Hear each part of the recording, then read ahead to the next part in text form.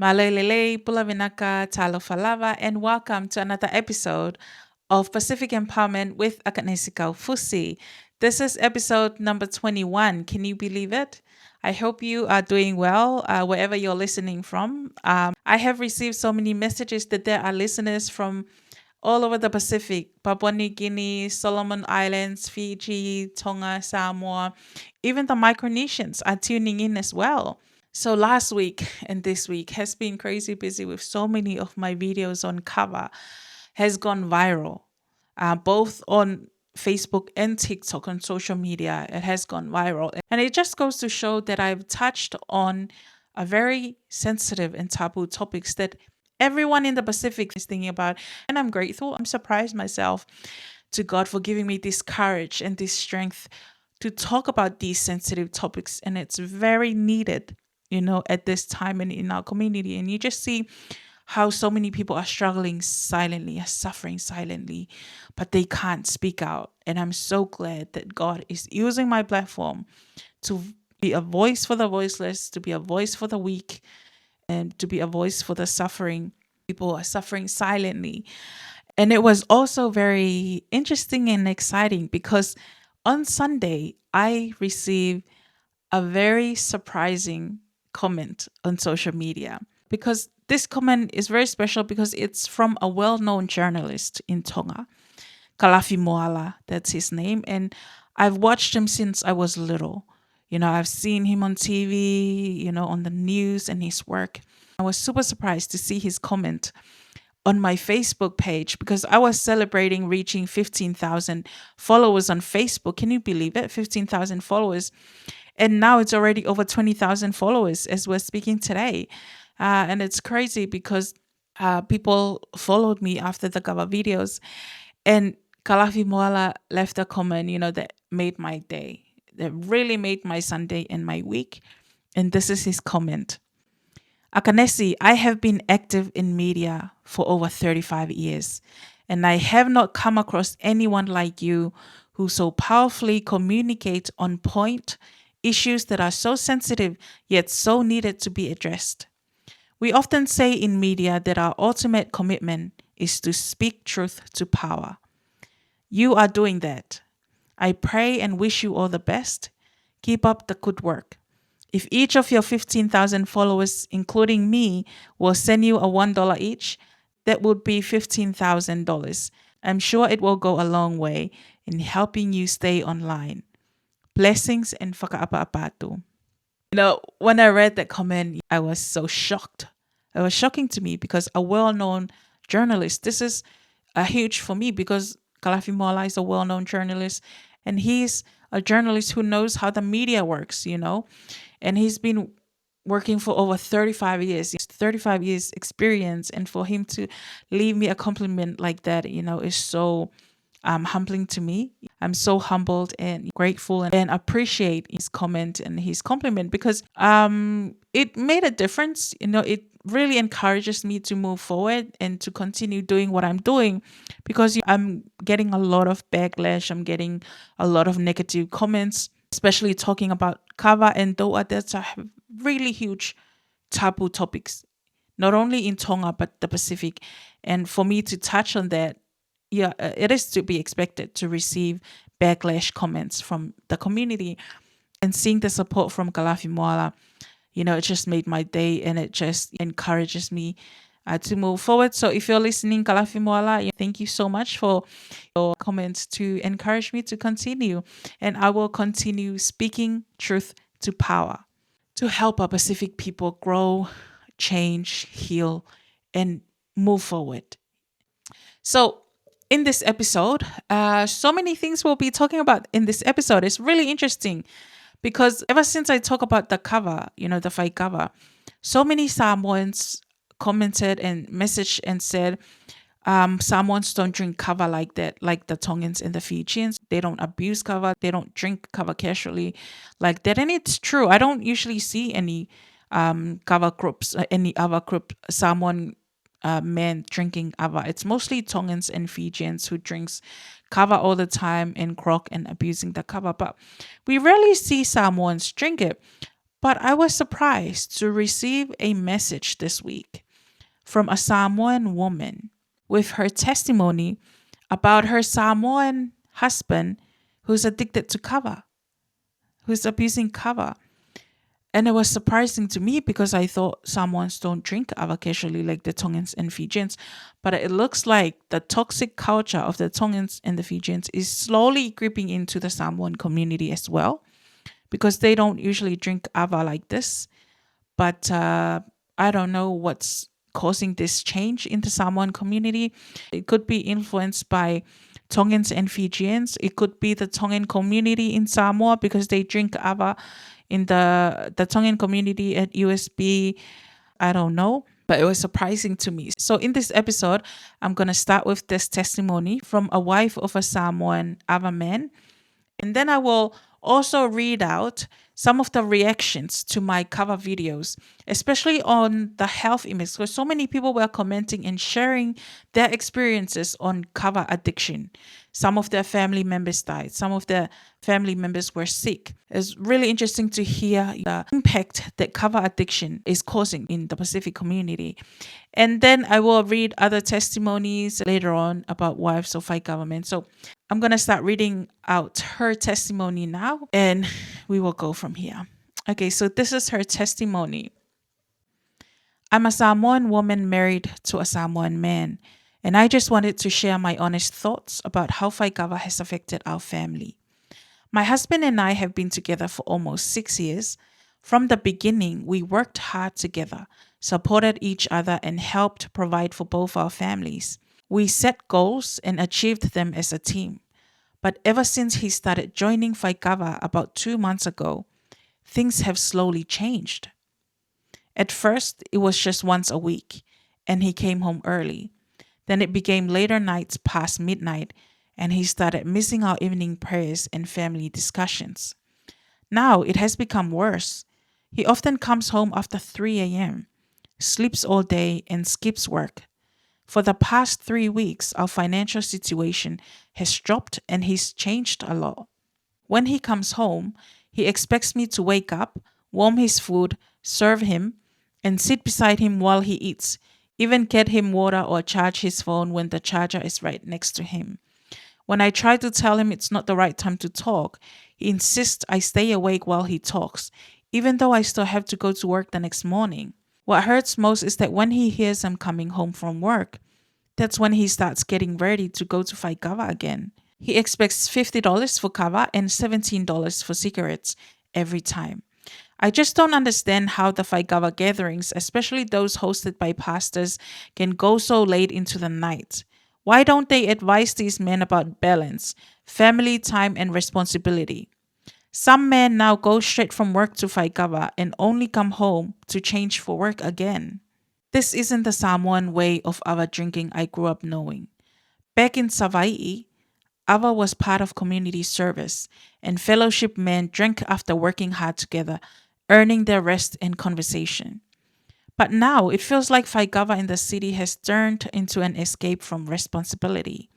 We came to town to work and provide for our families, but now many of us are struggling, living like servants to habits that take away peace from our homes.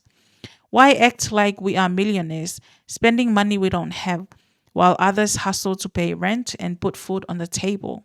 And the saddest part is that some of these gatherings are happening under church roofs, the same church that teaches us love, respect, and responsibility. I don't know where this kind of Faikava culture came from or how to stop it, but it's tearing families apart. Sometimes I just feel like giving up and going back to the island life where people still value hard work, prayer, and peace at home. This is a really sad testimony.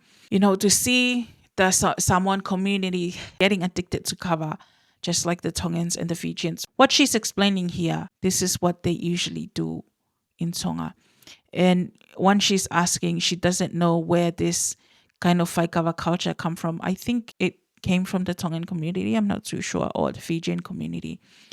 But somehow it influences the Samoan men. So as you can see here, this happens 2 months ago. So it just changed recently. This Faikava culture is starting to happen in Samoa. So Maybe this is the perfect time to talk about these issues to stop the Samoans from getting addicted to kava because it doesn't do any good.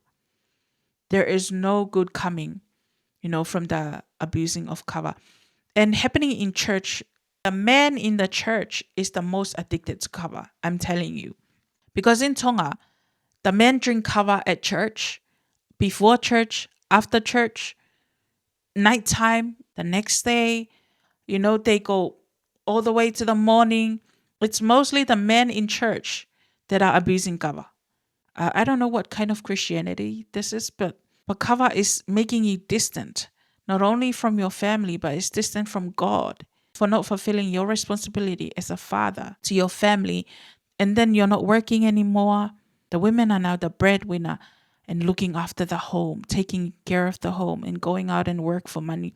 While the men act like the women, they act like princesses. They wanted to be treated like princess, where they can just go and drink kava and then they just come home and they expect the wife to be up already, warming the food like the wife is a maid or a servant, and I received so many comments from men on social media this week and saying that it's the wife's responsibility to do the chores and make the food while they go out and have fun.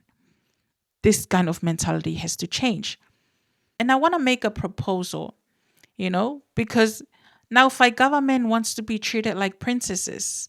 They want everything to be ready when they come home. They want to go out and have fun in the Faikava while the women go out and work and look after the home. They act like princesses, you know? And I'm thinking, why don't the men and the women change outfit? Now that the women is the breadwinner, and now the man is now the princess and the woman at home, maybe it's time for men to start wearing dresses to the Kava session now, from now on, because they are the princesses in the family, and now the women have to wear the pants now. The wife have to wear the pants now because they're the one going out and work for the family. And then the man should be wearing the dresses. What do you think? Like the dresses here, as you can see, with different colors and with their tiara. This is what they should be wearing to the cover session because they are living like princesses while their wives live like a prisoner, a maid at home, So I'm suggesting if they want to be treated like princesses, wear princess dresses. That is the only way to differentiate who the breadwinner are at home and who the princesses are. What do you think of that proposal? Does that sound like a good proposal? Does it sound fair? I think to me, it sounds fair to me. If you can't be the father at home, if you can't be the man at home, you are not a real man. Wear dresses, wear tiara. Be the princesses that you want to be treated. But yeah, it's very sad, to hear that the Samoan community. And I'm warning you, if you are listening, if you are in Samoa and if you are Samoan and you are starting to go, please stop. Stop these cover groups because I'm telling you, it will destroy your community. It will ruin your community. So it's best to stop now, especially the church. I suggest the church leaders, church members should go back and read their Bible that what they are doing is sinful. It is not good to be drunk, whether in alcohol, kava, or drugs. Because when you're drunk, that's when the devil comes in and do his work. Anyways, it's very interesting to hear from so many places in Kiribati, Vanuatu, Solomon Islands, Fiji, Tonga. It's very interesting to see how kava is affecting all the Pacific regions. So no one is safe. Not even Samoa is safe from this kava addiction. That's is happening, and it's destroying our Pacific community silently. So let's look at the reactions. Okay, here it is. So this person said, he's Fijian. True, I've lost so many schoolmates, friends, and family to heart attacks, stroke, diabetes, related illness due to abuse of kava. Many joke about it and often make fun of anyone trying to create awareness. However, to the wives and children, it's devastating and even traumatic because of the loss of a sole breadwinner. I really don't understand how that's a joking matter. One of the reasons for one parent homes is the abuse of kava that results in premature death to many.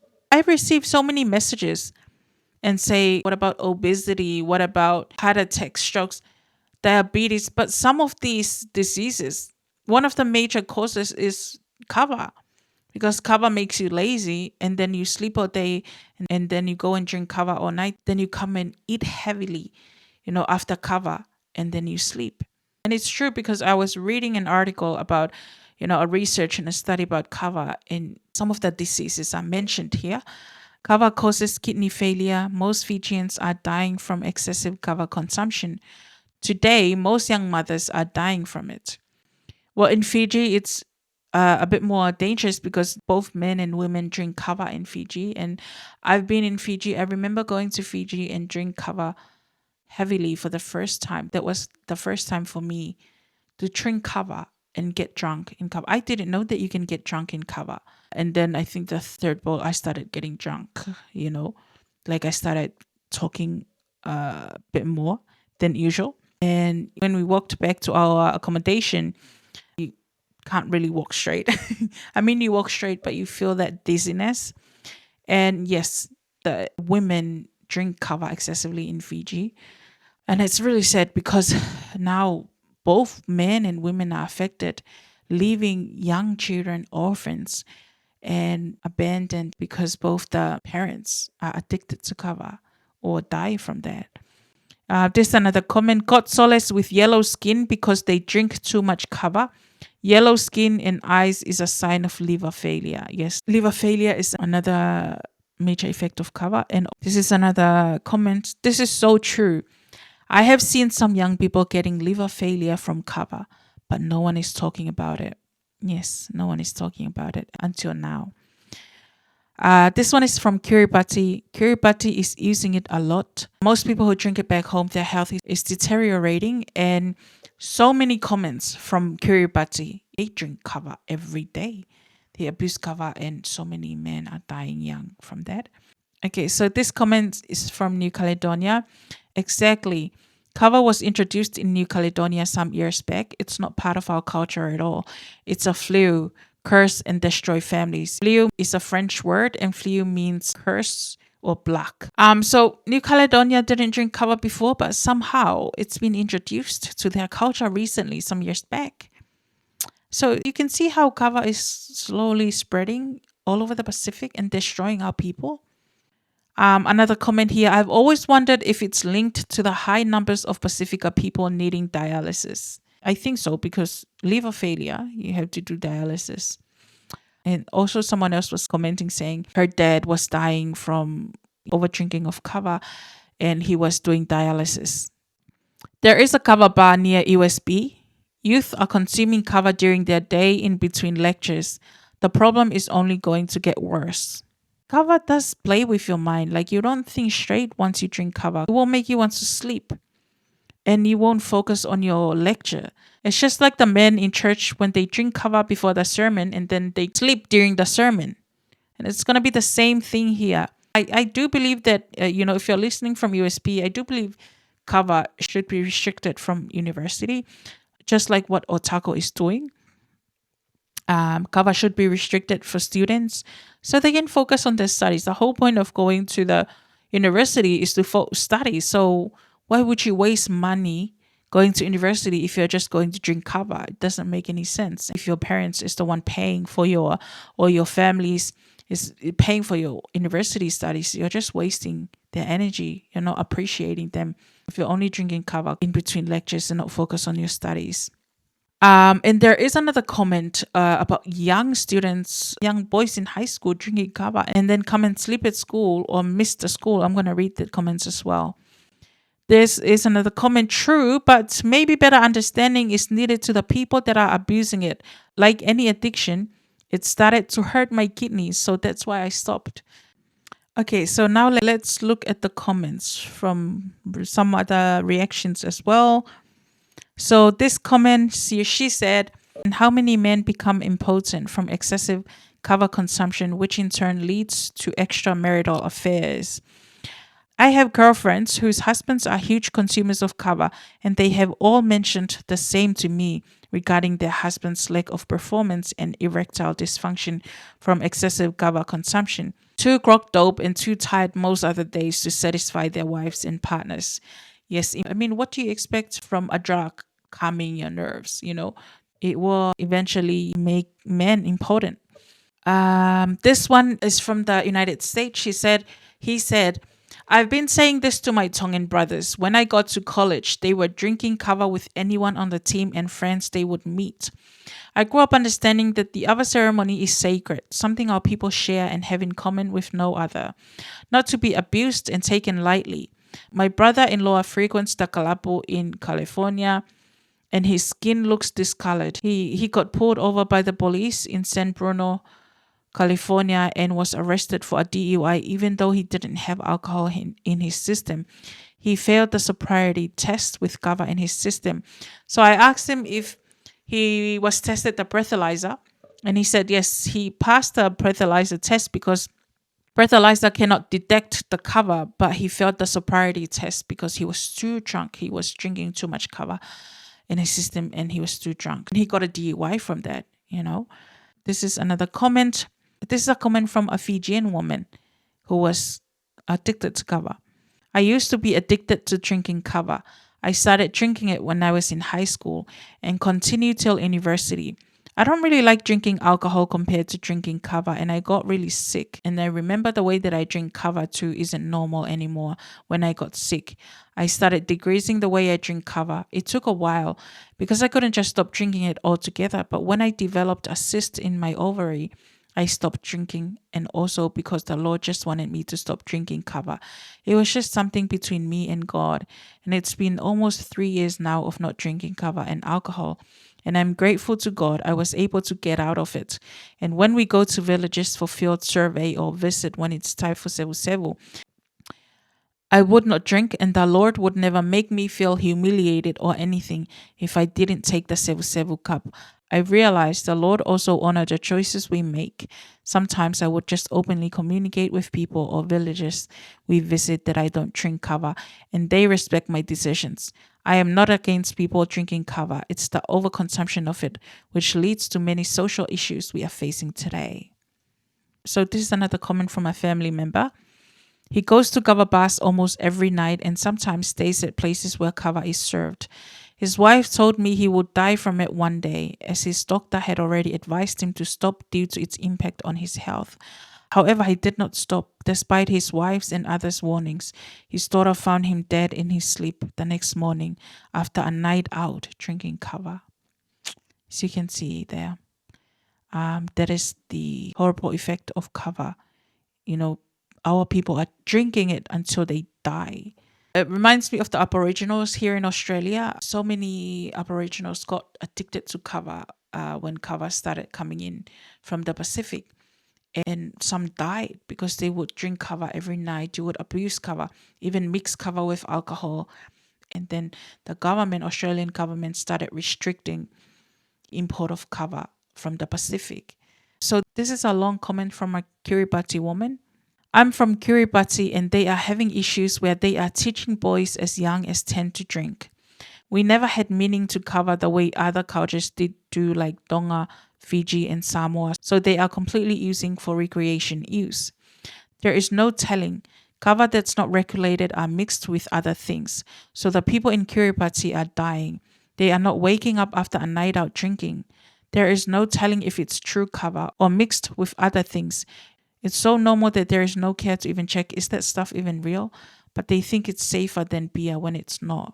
It is taking men away from their duties at home, causing issues with relationships with their kids and wife. Utah in the US, many islanders have opened kava bars that's open every day. So what was once culture is now business. What an embarrassment to the culture and the original meaning of kava to the cultures. I don't want to hear another island man tell me it's for culture. The people of the same exact culture also rep family. So which is it part of the culture are people picking? Because it can't be both when kava is part of everyday or weekly life. Don't be two-faced and talk about how much you love your family, yet rather be mixing. What an embarrassment to talk like that and be a fake man, say the least. Men can't lead a home they aren't even coming home to while out mixing. Can't be a dad when you are not doing dad things with your kids while out mixing instead. Come at my comment. At least I'm not two-faced, and when I say I'm all about my family, my actions prove that than just stupid talk. At least I'm not embarrassing island culture by being fake and people seeing that. At least I'm not teaching my son to embarrass the culture like that. Picking family or picking kava that takes you away from family, which, like she stated originally, was for ceremonies. Pick and choose what's more important. So many of my friends got divorces over kava. That's an impact that the islands are not keeping track of. They also don't account for islanders outside of Tonga, Samoa, Fiji. What about the islanders in America, Europe, Australia, and New Zealand that are impacted by kava? This doesn't even include how much is being spent. So many I know spent so much on kava and didn't have enough to get their kids new shoes for school. Dumb, and embarrassing for those rapping. We are all about family culture. Life is already hard when families are facing issues with drugs and alcohol addictions, domestic violence, financial issues, illnesses. Why make it harder and add in mixing nights? Why? To hear that boys as young as 10 are drinking in Kiribati is very disturbing. This is the future of Kiribati, and they are drinking at 10 years old. These kids will either die young or just have no life at all because they'll be addicted to kava. This is another comment. Same here. I was a big time kavaholic to the point where my skin turned into crocodile skin. That's the kava dermopathy or scaly skin. I felt hopeless and useless when I couldn't wake up to get things done, but I used it to cope with how I felt. To block out those feelings, eventually I was forced to stop medical reasons and never went back. So he only stopped because he was getting sick. So thankfully he stopped. I also saw a video this week of a Tongan guy who suffered a stroke. He's 29 years old, but he suffered a stroke from not having enough sleep and rest due to drinking kava most of the time. So this is a real proof of what kava addiction looks like. So I'm going to show you this video. If you're listening, this is the video. You can watch it on YouTube.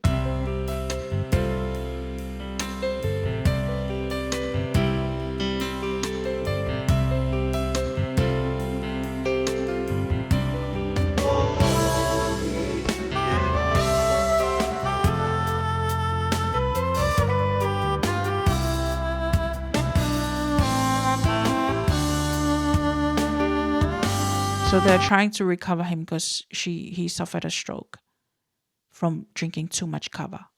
This is the proof right here of abusing kava. Yeah, this is another comment. I am sure if studies are carried out, they will find that kava is a contributing factor to the high rate of NCDs, just as when cigarettes were discovered as a cause for lung cancer. We should stop using culture to hide behind our bad habits. Not everything in culture is good. And there was a comment from a therapist. So he said he was a therapist in Fiji for 10 years. And the people in Fiji are in denial, even the government, even the church. They are in denial of this addiction. And this is the comment from the therapist. He said, "Thank you for highlighting these facts.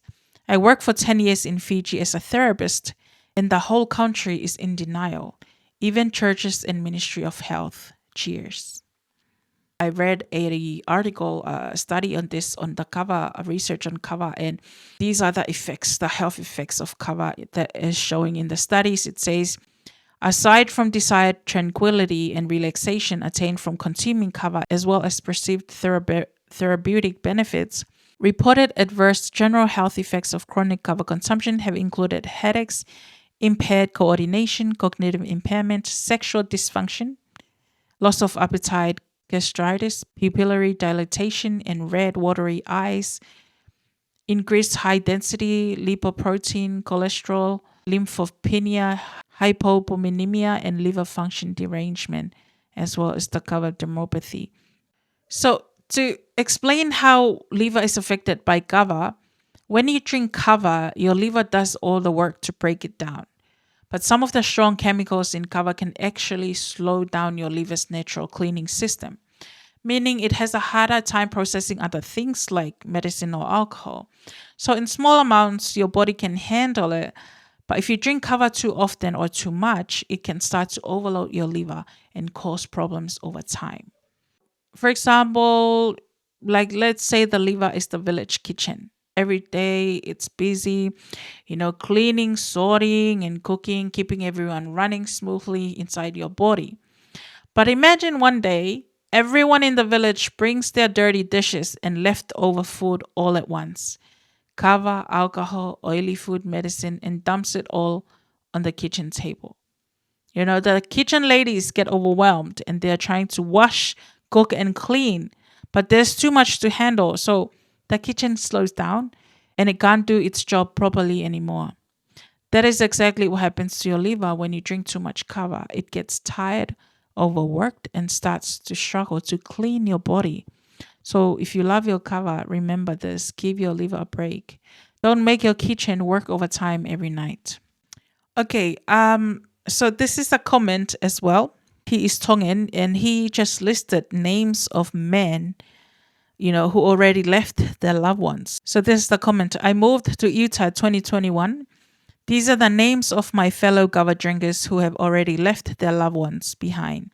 Peselesika Vilikiole Mote Tautoko Hatui, my cousin Loto Ahea. 5 in less than 4 years. Yes, it is time to make a stand to stop the abusing and misusing of culture. So this Tongan man lives in Utah and 5 of his friends all passed away in less than 4 years. And that is the result of abusing kava. This is another comment from a school teacher. As a school teacher, I know that it is also affecting students, male students especially, and they are missing school or turn up for school and fall asleep in class. It is so very disappointing to see and to know that their own families are encouraging and condoning this addiction. Even more offensive is that they are telling them that bit is a cultural thing. It is not cultural. See, this is where the family is failing their children, for encouraging young kids, young men to drink kava excessively. Seeing how kava is silently destroying our community. It reminds me of the history of New Zealand when the Europeans arrived in New Zealand for the first time and they traded goods with the Maoris. So they give the Maoris guns and alcohol in exchange for resources, land, power, food. And Maoris, they didn't know how strong the alcohol was and the bad effects of alcohol. So they started drinking it. They get addicted to the alcohol.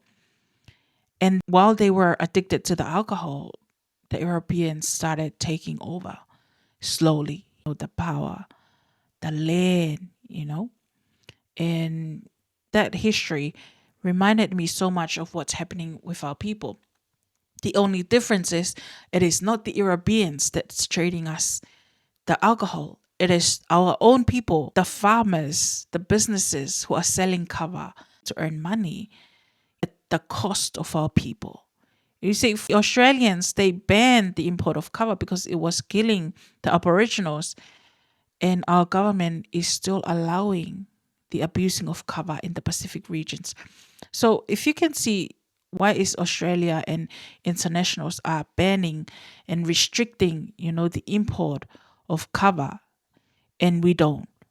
And we're still allowing our people to excessively consume kava. Why can't we export kava for medicinal and wellness use overseas? So we have to ask that question. Why is the government in the Pacific still allowing people to abuse kava when it is killing our people and destroying our people and slowing down the developing and the progress of our nations, of our regions? I think we should follow suit to regulate and restrict the consumption of kava to avoid the abuse of kava in the Pacific.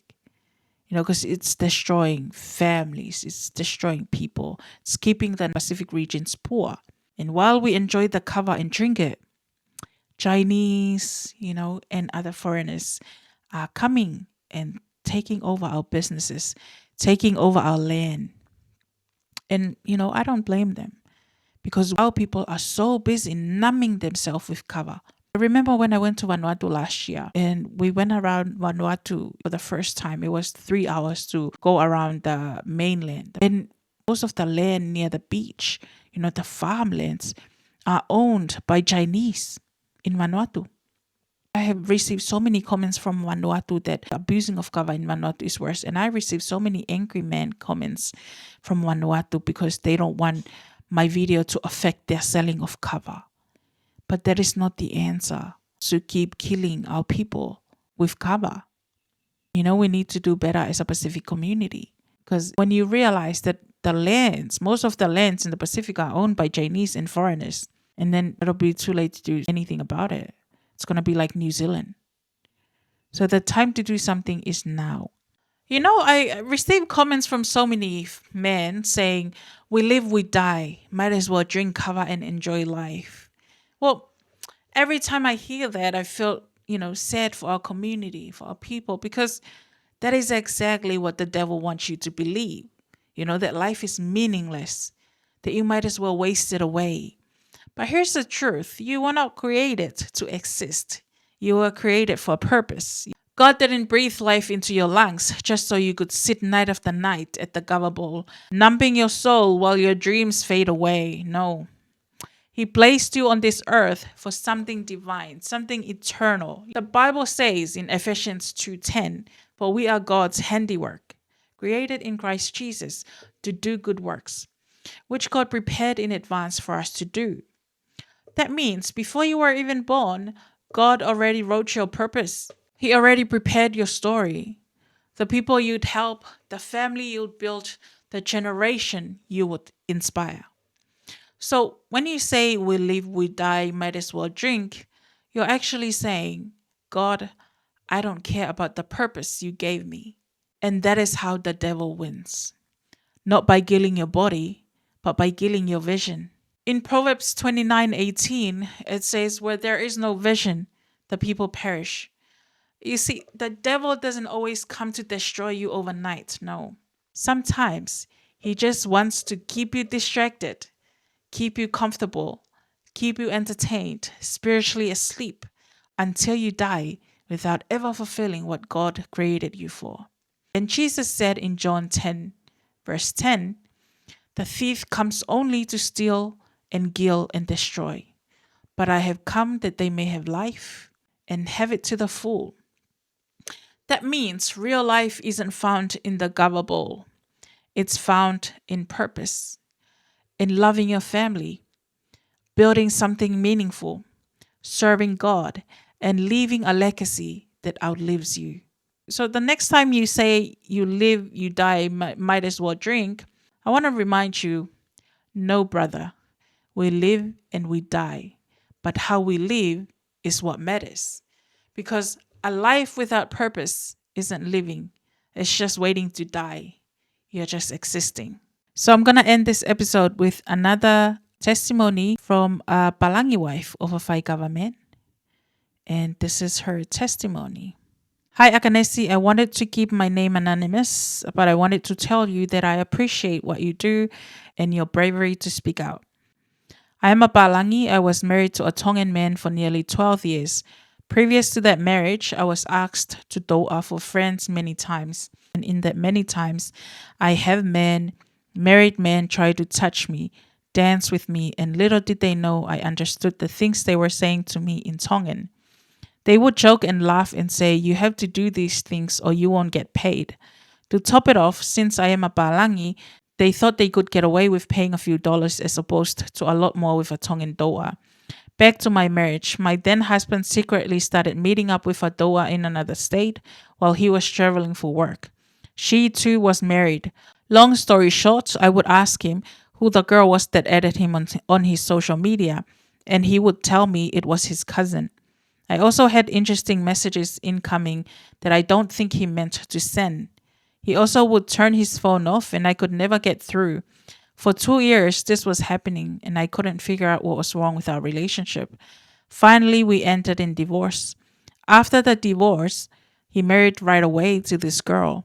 A month later, I then was at a friend's house and there were some mutual friends there who had told me what had happened, but by then it was too late to resolve the marriage. This is my story, and I am sure there are other stories similar to this. It was devastating to me, It ruined our family, our children. It broke us. I do not believe the comments on whether or not we are Tongan or Palangi. Just because the spouse is Palangi does not make it okay. It is what it is. It still happens. It is something that should never happen. Thank you for bringing this to light. As you can see here, like I said before, the way our Tongan men behave to these women, this is why they are so desperate to find women. Doesn't matter if they are Tongan, if they are Balangi, if they are other nationalities, because that's how thirsty and how desperate they are. And these are married men. And as you can see here, having Toa in the Kava circle is just breaking up so many marriages. And this story happens more often than we thought. And just because she's a Balangi doesn't make it okay. She is right. Sometimes our people are marrying Balangi women, but then ended up going with another Tongan women on the side. I mean, a marriage is a marriage. You have to keep your vows. It doesn't matter what nationalities, you have to keep your vows. These Tongan men is very embarrassing. It's embarrassing our culture. I mean, is this how Tongan men were taught? What happened to them? Is this how they were taught by their parents in Tonga? That it's okay to cheat and go with many women? But that is what happens when you have women at the Kava circle. It causes temptation and lust and all these issues, sexual harassment, sexual assault. And it leads to them leaving their wife, because they enjoy these doa. It's been a crazy week. And it's really interesting hearing from so many people all over the Pacific. Thank you so much for everyone who shared your story on the comments or messaged me with your stories. Thank you so much for trusting me with your story and for sharing, because I'm raising awareness. I'm not doing this because I hate Faikava or I hate Kava. We are raising awareness to help deal with this issue because it's been breaking up so many families and, so many people die young. And we wouldn't want the future of our generations to be drunk at 10 years old. So I hope you learned something from this episode. We will continue to raise awareness. The testimonies are still open for both the doa. If you are sexually harassed or sexually abused during your doa in Faikava, feel free to send me a message or email us at contact@pacificempowerment.org with your story so we can share them anonymously and to help us with our campaign. And also wives of Faikava men, wives of Krok men, and wives of other men or wives of any man who drinks Kava excessively or who have Kava addiction. You are welcome to send me your story. Doesn't matter if you are Tongan or Samoan, Vanuatu, any other nationality, you are welcome. Or if you're in Micronesia or if you're in Melanesia, Polynesian Islands, feel free to send me your story so we can raise awareness, because it's clear Kava abuse and Kava addiction, is a huge issue all over the Pacific, not just Tonga, not just Fiji, but Samoan all over the Pacific. So you are welcome to message me with your story and I will share it anonymously. I will protect your identity, but the story needs to be told to raise awareness so our government can do something about this issue, this huge issue that's been going on for decades. But thank you so much for listening. I hope you have a wonderful day and have a great week. And I will see you next week, same time, same place. So, Fafetai Lava, Vinakavakalevu, and Malo Apito, thank you so much for listening to Pacific Empowerment Podcast.